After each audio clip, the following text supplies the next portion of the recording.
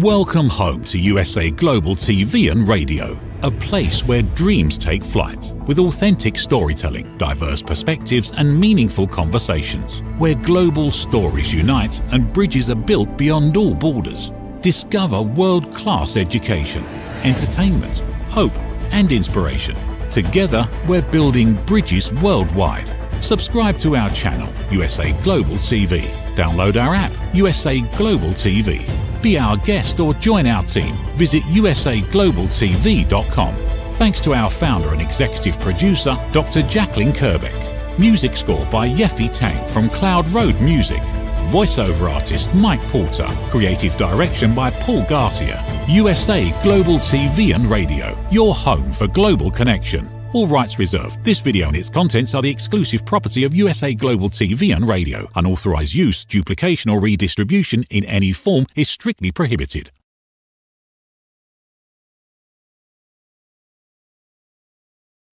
Howdy y'all, Ray Laughlin here. We're on the Wise Ones today on the USA Global TV and Radio Network. Before I start the show, I'll give you a real quick rundown on me. I'm a writer, author of several books. I speak a lot. I also publish books for people. I have almost 50 books I've done for other people. I'm a TV show host. We do 3 shows here every Thursday on the USA Global TV and Radio Network.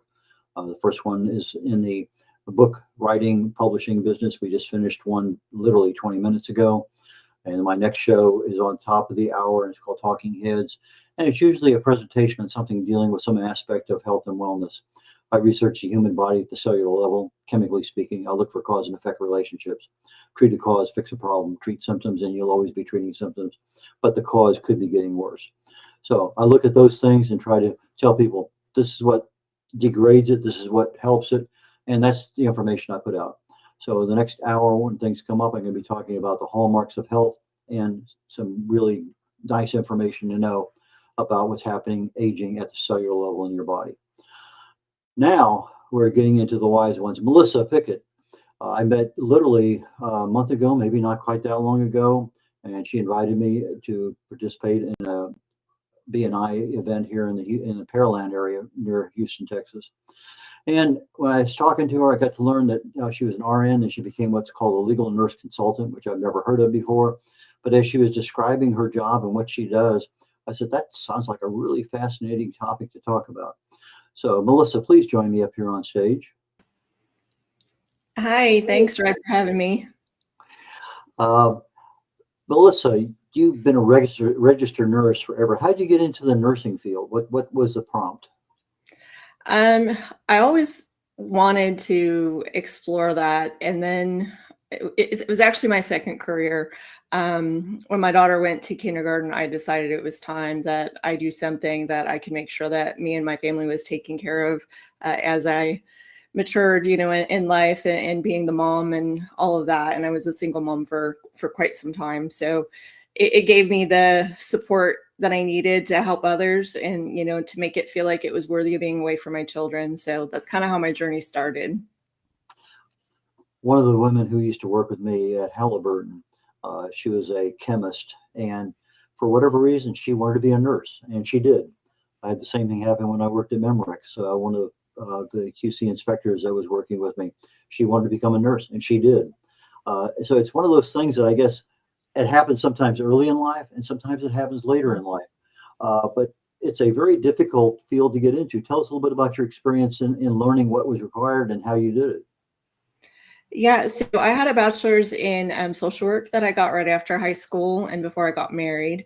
I actually worked for a veterinary office growing up. So that's kind of where my passion started, was helping animals and that, in their healthcare journey with the owners. And I was always drawn to it. Life kept circling me back to it. So when I started looking at how I could make this work as a mom of 3 and very active kids, I found I was in Michigan living at the time. There's a community college there that has a really wonderful program called Monroe Community College. And that was where I went. It's very highly rated. It produces amazing nurses, and it's a very difficult program to get into. And I kind of decided, well, if I can get in there and I can survive nursing school, I think I'm going to be a pretty good nurse. So Doing that program really opened my eyes to a lot of things. I became a nursing extern after my first year. So I got a lot of experience hands-on right away in the hospital that was close by. And once I graduated, was able to get into that system and work on the cardiac step-down unit, which is a pretty intense unit there, kind of mirroring and supporting the intensive care unit there. So that was kind of how my journey began. I decided that, I wasn't going to take things slow. I wanted to keep challenging myself and getting the best out of the career that I could, and giving back in the best way. And how long were you a registered nurse? So I've been a registered nurse for over 14 years. Okay.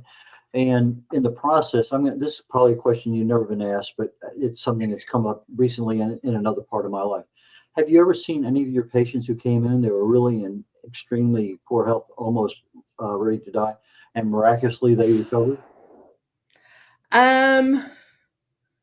I've seen some great reactions to treatments, and along the way, I worked for an oncology nurse navigation team for the pancreatic surgeon at Henry Ford in Michigan, and we saw a lot of difficult cases there. So most definitely, I saw just that connection and how sometimes thankfully things can go a lot better than we anticipate they go for a variety of reasons.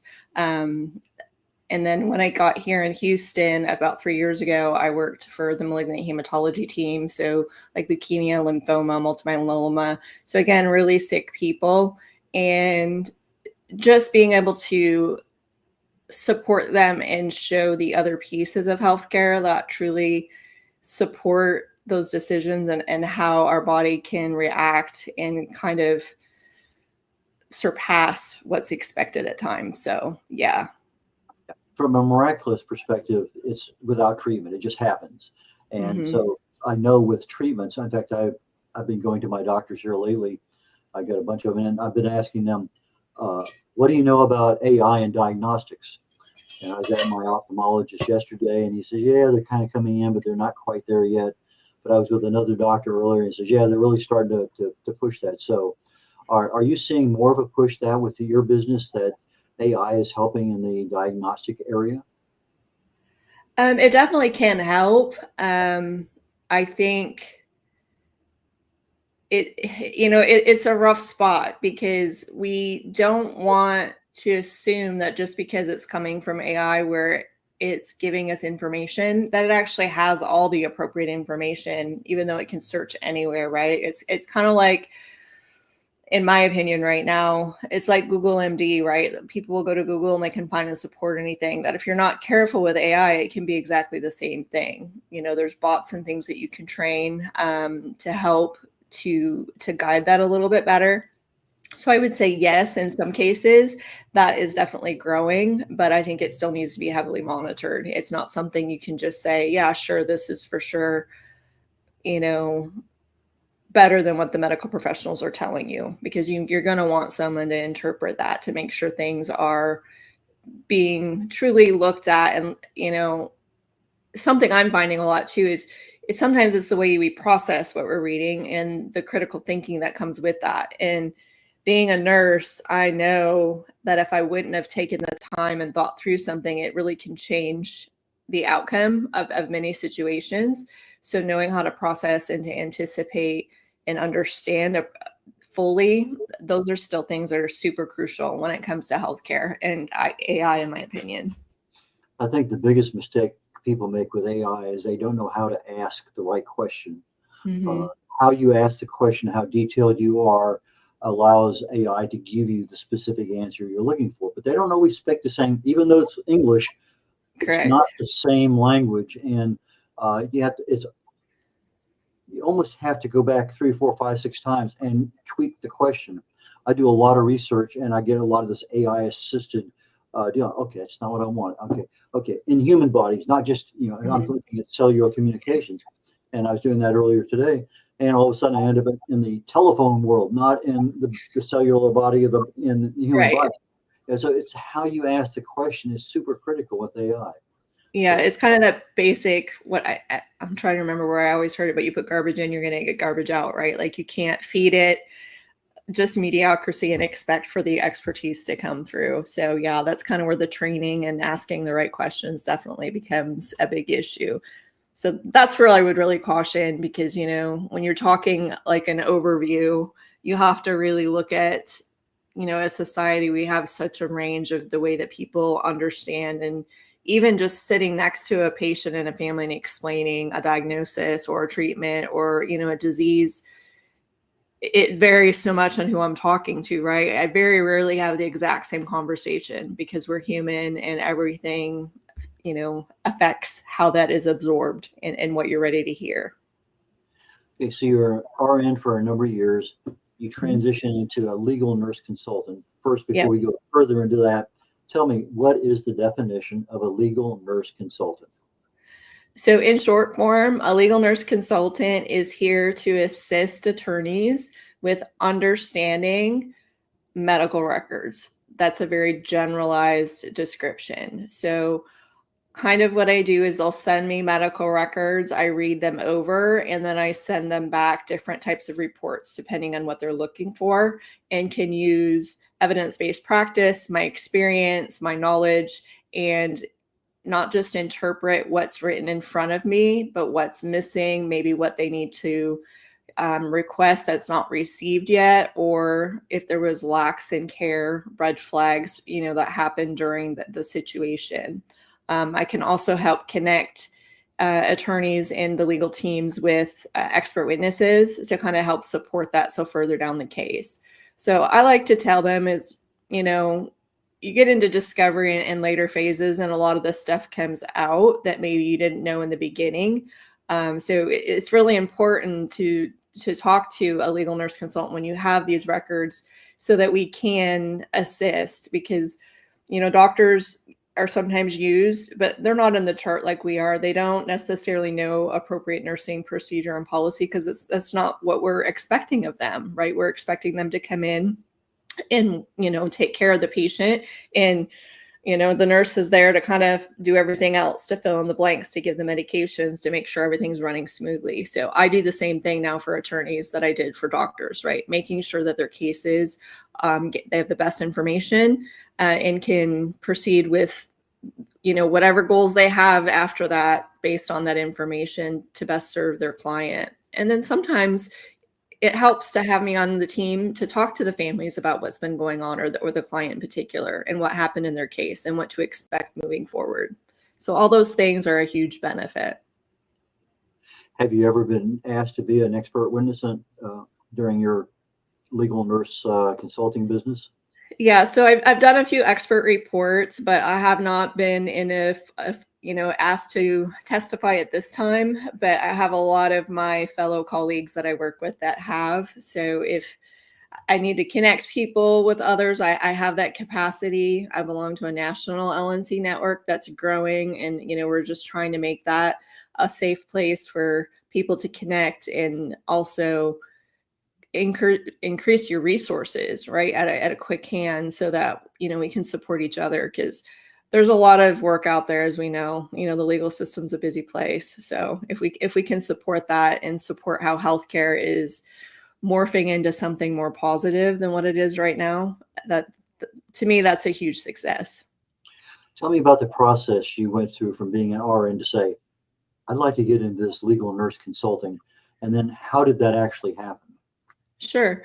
Well, it's something I've been thinking about doing on the side for quite some time. Several of the nurses I've worked with, we've talked about it, just trying to do something different. You know, we work a lot of overtime when we're working the units, and it gets exhausting, and it's not always feasible with our families. So this is something that I considered doing on the side for some time, and it just never really happened. And then I ran into a mentorship program that I really sparked my interest. And I had like I said, I was working as an oncology nurse navigator here in Houston, and it was time for a change. I was hitting those walls that we hit as nurses in the position. Just not the support of the team wasn't really aligning with where I was wanting to go. And, you know, it truly became apparent that at this time in my life, I needed to make a bigger change. So My children currently still live in the Michigan area, and I love being closer to the water, and I like being in the warmer weather. So I do really enjoy being here in Houston. So it's kind of a culmination of all of that. How am I going to continue to be a nurse? How am I going to be, supporting and giving back, and still have time to travel and see my children and, enjoy life. So that's kind of what pushed me, is I just wanted something different for myself, but I didn't want to completely giving up helping, doing all the things I was doing as a nurse, because it is a part of you when you're helping people and showing up, because a lot of the work's not easy. A lot of it is, a lot to deal with when you're leaving, but it can be very rewarding too. And giving all of that up is something that's very difficult. So this really encompasses a lot, because not only can I help these families, but I'm educating lots of people and the importance of it, including other nurses, and how they can possibly, help down the road, because they can help me on the side, look at a case or be an expert witness, for something different. So I'm really excited at what's to come with all of that. Okay, the transition from being an RN, where you work for somebody, an organization, a hospital, whatever, Yeah. versus being an entrepreneur. Now you Yep. have everything. You're responsible for income, advertising, new clients, marketing. All that stuff comes under that title of you're the business owner. That's what you're doing. You're a consultant. How did that work out initially, and what if you learned from that you could pass on to other people thinking about maybe making a similar change? Yeah. First thing is, don't try to do it completely alone, right? Like you're going to get lost and you're going to get overwhelmed, and that's why you're going to give up. You have to find some sort of a support team, whatever that looks like. For me, it's my BNI chapter that I got involved with. I have a wonderful group of people that are helping me to build a better system, to helping me to grow, so that as I grow, I can offload some of those things that I don't need to do for myself. But it's taken a lot of mindset work. It's taken a lot of reflection and adjustment, because again, it's not a W-2 position. It's not something that I can measure like I've always measured as a nurse. Success can be simply making connections for the week and planting those seeds and educating. That doesn't necessarily result in a paycheck that week, but it doesn't mean it's not essential in order to grow forward. Getting more comfortable about talking about things, and being on different podcasts, and getting to be here on your show, getting my name out there, so that when someone sees that, they're like, oh, I've heard of her before. She posts a lot of stuff. I think I need to talk to her, right? Or in its quality, it's not showing up as somebody that you're not. And if you're going to go after a dream, I think you got to go into it all in, but you got to remember that nobody builds anything completely alone. You may be responsible for a lot, but you have to have people there to support you along the way, because that's where success comes, is from the pivoting and from the adjustment to that. But I also have a huge group of nurses that I'm working with that mentorship program. And that helps, because if I have to talk to somebody about something, or, sometimes it's just talking the case through, or my advertising, or how's this working for you? So you have that, you don't lose sight of the team approach that you had when you were working the bedside. That was something I was a little nervous about as well, because as nurses, I think, again, we bond pretty closely with those that we work with, because we're in under stressful situations and all of that. And when you walk away from that, it can feel like you're really abandoning a piece of yourself. And with having the mentorship program and my friends and colleagues that I've really learned to appreciate in a much different way, and they're all over the United States, so it's a little bit different, but that's okay, because there's always somebody available for me if I need them, and I'm there for them too. Melissa, we're going to go to a station break, a commercial break here very shortly. But before we do that, what percentage do you think of the attorneys' offices here in the area that you're dealing with actually have a licensed nurse consultant at their disposal? I think it's pretty low, to be honest with you. And some of them are relying on AI, and that's a really tough situation to be in. So I think there's a lot of opportunity, not just here in the area, but I live, but all across the United States, because they don't even realize the value that is there. Because, as business workers, we get kind of caught up in how things are going, and it's difficult to pivot and change sometimes because it's scary. We don't want to take stepwards back, but there's a lot of us out there. If I'm not someone that connects with you, I can connect you with someone else. I can give you some feedback and, some direction, because I ideally want to work with someone that wants to work with me too, right? Like that's what's going to be the most productive. But yeah, so there's a huge need. There is. Okay, we come back from the break. I want to continue on that same thing because you mentioned offices or attorney offices around the country. And I think that's with the digital world today and everything can be sent back and forth so easily.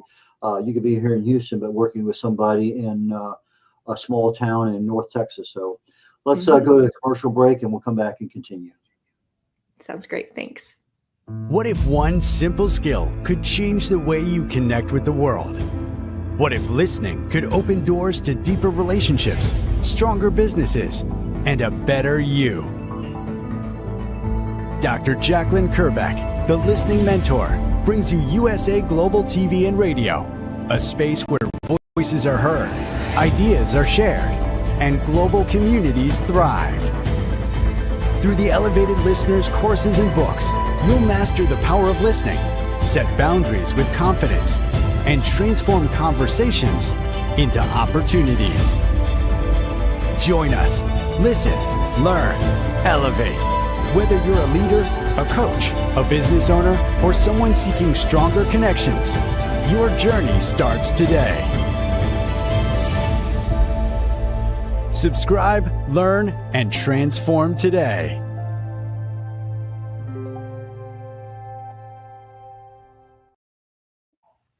Howdy, Red Laughlin here. We're on the Wise Ones on the USA Global TV and Radio Network. And my guest today is Melissa Pickett.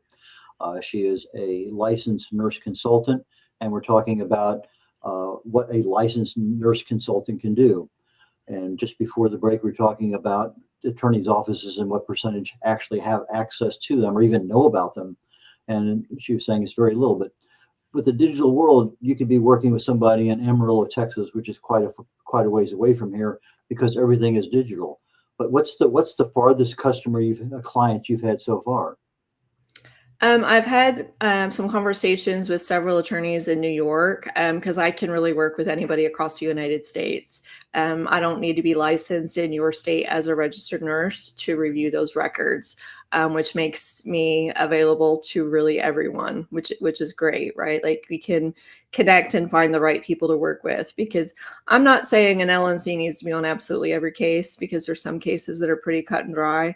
But I know there's a lot of them out there that could really utilize them and that are not. And it's really important to know that we're available and the things that we can do. And another thing I like to really let attorneys know is, nurses, we work with a lot of different types of doctors. So we're used to kind of morphing some of the things that we do, right? Just because I give you a report and these are my examples, it doesn't mean I'm not going to be able to make that a little bit more user-friendly for you, because that's kind of what we've done over our path is, make it easier for people to understand things. So just know that if you're running into something like that, it's great to have a conversation, because we're pretty happy to make sure you're understanding, because that's the whole goal, right? Makes things easier, make things more simple, but give you as much of the information up front as we can. Well, I've noticed, I think it's pretty true that doctors have a legal and a moral obligation to treat a problem when they're aware of it. But sometimes that goes down the path of, surgery or prescriptions or some other treatment. Sometimes you may have a naturalistic, holistic option. Mm-hmm. And when I present something to a doctor, I says, I'd like to try this. I haven't found any yet that say, okay, let's do it for 3 months, 6 months, and we'll remeasure everything and see. I found them to be pretty open with regard to that. Have you seen similar things? Yeah, I mean, because we have our standards of care and, things that we have to follow based on where we work, right? There's policies to protect you as the patient. So we still have to follow that and make sure that you have the education. But especially as a nurse, and working in oncology, especially, I've seen it a lot. Patients will want to do different things, and, supporting that and knowing what's best for the patient and kind of, looking through that is really where we should be, right? Because we have a right to choose. But we also have the duty to inform and the duty to monitor and all of that. So it is a balance for sure. But as the changes occur, with healthcare, it's good to see a little bit more of the holistic approach coming, so that there feels like there's less pressure from the patient to kind of get what they want. And I mean that in the best way, because I know in the past, people would really feel like, you're not heard and you're kind of pushed to do these other decisions. But, as we learn more and can get that support, because we have to kind of go based on those guidelines when you're working for a different facility, right? Like whatever their guidelines are, we have to follow those as well, because that's what we're instructed and taught to do. So yeah, the pieces of the holistic definitely can be incorporated well, but the education and all of that needs to be there as well. And then, follow through, because that's where anything gets really monitored and evaluated, is in that follow through. Is there changes or not? Okay. I provide a lot of information, a lot of content on health and wellness, but I'm very clear about, in my books and in my presentations, that this is for awareness and education. And you just mentioned education a second ago. And so when I'm looking at that, can a nurse give medical advice, or is that something that's forbidden? So we can explain, but I can't give medical advice because I'm not truly prescribing. So I can go back and, if a doctor's given a diagnosis and a treatment plan, then I can give them further information with regards to that. But to truly say, without the doctor's evaluation, X, Y, and Z is what the diagnosis or treatment should be, I can't do that, because I'm not licensed to provide that initial information. It doesn't mean I don't understand it, and it doesn't mean I don't see it, because with working with it, obviously we know it's actually the opposite. So I like to say I'm kind of like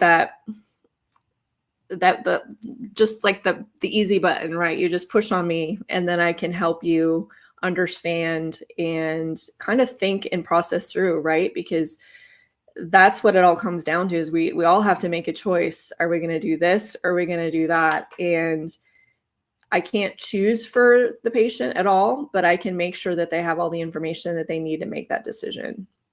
Okay, so when you're looking at something and the doctor prescribes 50 milligrams of this for a particular ailment, and then you write your report and say, well, the industry standard is 20, not 50. All you're doing is, you're not saying it's wrong. You're saying this is what the standard is. And then it's up to whoever down the road, as an expert witness, says, well, in certain cases, a 50 is appropriate, but that's out of your hands. You're there to be a very objective person looking at the data and saying, this is what I see. Yeah. And it's, that's where I can be on any side of the case too, right? Because I'm looking at the facts and the truth and giving them valid information from that.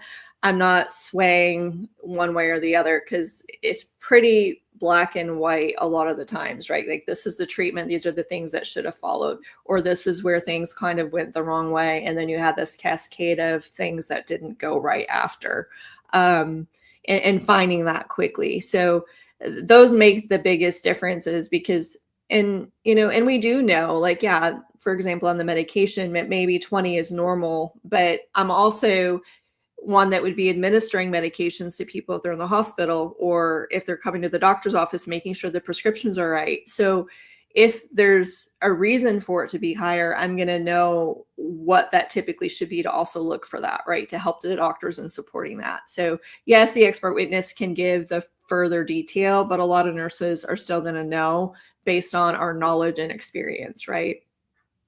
Okay, as a legal nurse consultant, your primary interest is in helping attorneys, but you also can help the client, the patients. So that gives you a lot more room for what you're doing to help people. It does. And I honestly, in the last couple of months, it's really changed my perspective because I was a little nervous about pulling away from bedside nursing just because, again, am I not going to be giving back like I was initially? And now I feel this just sense of power that I can have in the education and helping healthcare to realign to being, there for the patient and doing the right thing.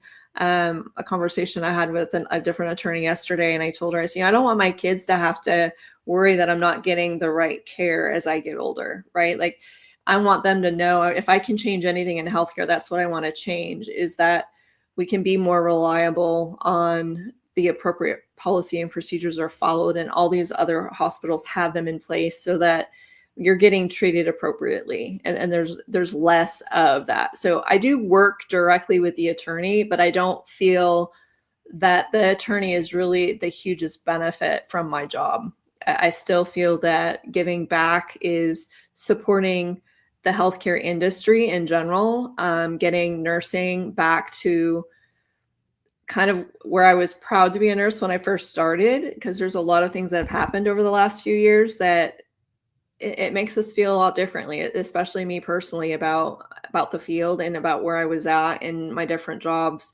And being able to be a voice with that and to educate and to show the strength in a different way has been really empowering recently. And I really look forward to sharing that more with nurses and attorneys, because knowing that I'm not there to do anything else but to really show what the facts are and why this didn't go right so that we can make less of those errors. Okay. The area of life care assistance is one of the ones I saw on your website.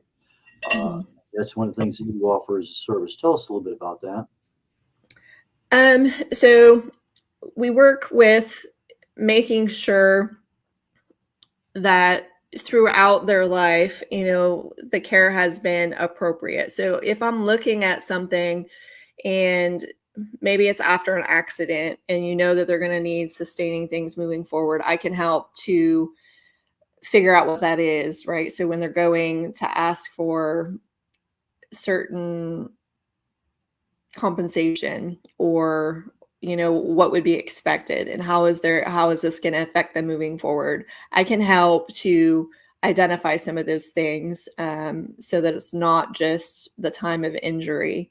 And it can be other things, but that's probably the easiest for someone to understand, but making sure they're getting what they need, to move forward.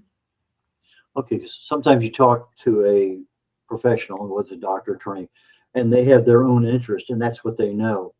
And sometimes there are other things that, well, yeah, that's an option, but they don't tell you that up front. So it sounds like you Right. kind of have that sweet spot where you're aware of all of these things, but just like you're providing reports to attorneys, it's objective. This Yes. is what it is. It's just a fact. Yes. That's what Yeah. it is. It's kind of the case management of it, right? People are really familiar with that term, but nurses do have a lot of input with how that happens, when a patient's like leaving a hospital from even just a knee surgery, right? Like things are going to need at home, and to make sure that they're going to have those so that they're safe when they're healing. When new prescriptions come out, we have drugs coming out all the time. How do you keep yourself aware of what's on the market? How is it being used, on scale, whatever the schedule is, and then whether they go off? There's a terminology when you use it, not in an intended purpose. Ivermectin, for instance, there's a lot of drugs that are being used off purpose for whatever reason. I don't know the terminology, but how do you keep yourself educated? Yeah, so I usually call it off-label. I don't know if everybody uses that term, but kind of like off-label uses. Yeah, as to keep my license, I still have to do continuing education. So based on what I want to stay interested in with my experience, and that's what makes us so unique as nurses, right? We have this vast experience because there's not one of us out there that's an expert in everything. We have our expertise and our experience that we rely on. So if I don't know, I know someone that's something a little bit more specific about. So then I can utilize what resources they're using as well. They'll share those with us. So it has to kind of come from your drive and again, keeping myself educated so that I can serve the population that I'm, requesting to serve. And I need to be able to communicate and go over that. So that way, as I grow in the field as an LNC, I can still utilize the ethics as an RN and, be able to jump back in if I ever wanted to or needed to and help people on whatever level. Okay, you name your company Peaceful Views Consulting. How did that happen? Yeah. So it's actually very interesting. I am people call me solar powered. I love to be outside. I love to be by the water. I love nature. So for me, I wanted a business that was going to reflect who I was as a person. So for me, it's about me bringing the peace in the waves of chaos in life. So it's not just the peaceful views where I'm enjoying the sunset, but there's a lot of chaos going on and things when people are having to take medical cases to an attorney. And if I can be that calm voice, that calm, reassuring person, that's kind of where it all came from. So you're looking at the peaceful view and allowing others to share in that, so to speak. Yeah. Okay. Is there something that we should have covered today that we didn't? I think we did a good job of going over most of that, but I would really like to just not only thank you for having me on the show, but having the opportunity to try to educate people a little bit more on how a legal nurse consultant can really make a difference in all levels of the case, and how we can step in and really utilize our knowledge and experience. Because when I'm looking at a case, I can a lot of times feel like I'm standing right next to that bed, that whatever's happening, and evaluating how this should have went down and, what was charted, what was not, and why is this there and what's not. But it's also about showing that sometimes everything was done okay. It was done the way it should have been. And, we don't always get a positive result out of things. And a lot of times we do the best we can. We're human, right? And people, we're people as caregivers and we're people as patients. So all of that involved is having those tough conversations. And as nurses, that's something we do every day. So to have us on your team truly elevates that service, but also gives a lot more compassion to everyone involved. How do people get in touch with you? So you can reach me at my website. You can send me an email. I have those listed. You can also find me on LinkedIn and Instagram. I try to post some content with education there. So if you, and there's my number too, so call or text me, and happy to go over anything and send out some of my sample work to those of you that just kind of want to see what it is that I do that's maybe a little different than what the paralegals do. So just reach out and connect with me. Okay, for our audio audience, Peaceful, Peaceful, Peaceful, Views with a S, VIEWS, Consulting, CONSULTING.com. So Peaceful Views Consulting will reach Melissa. Melissa, thank you so very much for your time today. I really appreciate your attendance. I appreciate your help in other things earlier than today with regard to BNI and other things. So thank you. Thank you. Thank you. And I look forward to our next conversation. Me too, Red. Thanks. Okay, take care, Melissa, and we'll catch you later. We're about 1 minute left in this particular show today on the Wise Ones on the USA Global TV and Radio Network. My next show is called Talking Heads. I'll be talking today about the hallmarks of health. There's about 12 of them that are listed, but we're looking at health not from the whole body perspective, which most people think about. We're talking about health literally at the cellular level, the integrity of the cell structure, the communications of the cell down various paths in the body so that it's getting feedback. How does it adapt? How does it survive? What degrades the cellular integrity of its function? What helps it support it better? And so as we age, all these things are coming about. And from my perspective, I'm looking at longevity. I'm looking at aging, age-related diseases. What can we do? What really makes sense? So from an education and awareness perspective, that's what my focus is. So today on the Hallmarks of Health, I'll be going into that level of detail. Please join me, and we'll catch you next week. Brad O'Loughlin signing off. Bye now. In a world craving connection, one platform dared to dream bigger. USA Global TV and Radio, a beacon for global voices, authentic storytelling, and elevated listening. Led by visionary Dr. Jacqueline Kerbeck, the journey from a spark to a global force is now captured in one inspiring book. Honored with YouTube's Silver Creator Award for surpassing 100,000 subscribers. Discover the evolution, the challenges, the triumphs, and the unstoppable spirit that created a global movement. Executive producer Dr. Jacqueline Kerbeck. Music score by Yeffy Tang. Creative director Paul Garcia. This video and its contents are the exclusive property of USA Global TV and Radio. Unauthorized use, duplication, or redistribution in any form is strictly prohibited.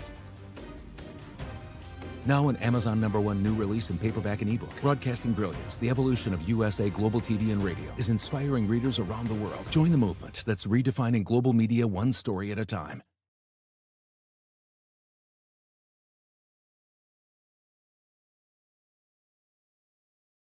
Thank you, viewers and listeners of USA Global TV and Radio, for joining us today. We're honored to have your time and attention as part of our global community. At USA Global TV and Radio, we believe in the power of authentic conversations, meaningful connections, and creating a world of possibilities together. Want to be part of something bigger? Join our team of elevated listeners at usaglobaltv.com, a space where your voice matters and your ability to listen transforms relationships. Stay connected with us across all our platforms for thought-provoking discussions, expert insights, and empowering stories. Subscribe to our channels at youtube.com/c/USAGlobalTV. Follow us on social media and explore the endless opportunities we're creating for growth, learning, and inspiration.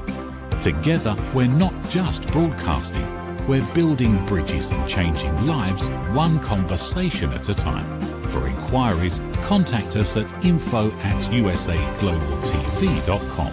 Music by Johnny Dyes. Produced by executive producer and director Dr. Jacqueline Kerbeck. Voiceover by Mike Porter. Creative direction by Paul Garcia. All rights reserved. Copyright 2025. Visit usaglobaltv.com to view our full terms and conditions.